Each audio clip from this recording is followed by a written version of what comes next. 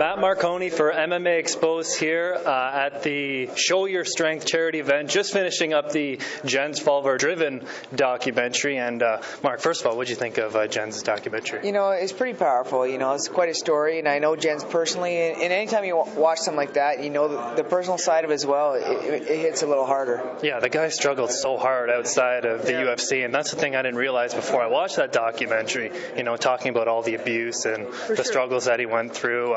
Like, what do you think Jens' legacy is going to be? You know, he deserves to have this story be told. You know, and again, like, everyone looks at the fighter and they don't know the story behind it, and it's nice to see that, you know, you get to see what lies behind, you know, just fighting in the cage. Yeah. How did you get involved with Show Your Strength? Because there's a lot of charities out there, a lot that you could be getting involved with. What was it about this one that really spoke to you? Well, the St. Leonard Society, Sean Tompkins worked with them about 8 years ago.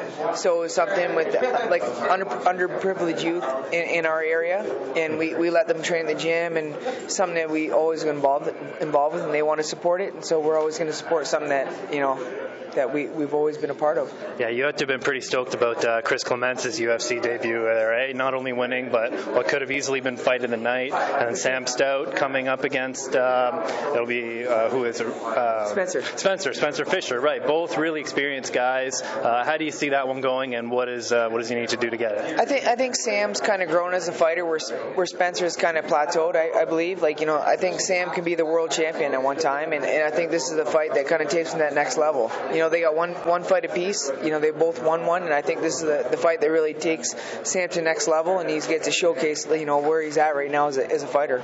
Yeah, big news in your division this week is Kenny Florian, 145-pounder, retiring. Kenny's probably close to being a UFC Hall of Famer. He never did get that belt, but such a hard worker, such a humble fighter. Where would you rank him, and what do you think about Kenny as a person and as a performer? You know, like, Kenny's been around in sport. He's somewhat of a pioneer, and he's fought at 155. He's fought for the belt twice, and he at 145 as well. And people know his name, his fighting style, and, you know, he's earned a spot. And I think it's time for him to move on in his next part of a career.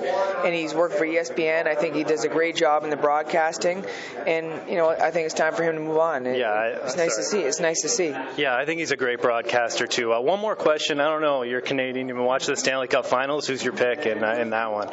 You know, I think the LA Kings are definitely the go-ahead. And they, you know, two London boys on it. You know, Drew Doughty is a big hometown hero. And sure, Guelph Storm, eh? Exactly. So he's really showcasing, you know, what it's going to be to be a champion. I think the LA Kings are going to be the cup.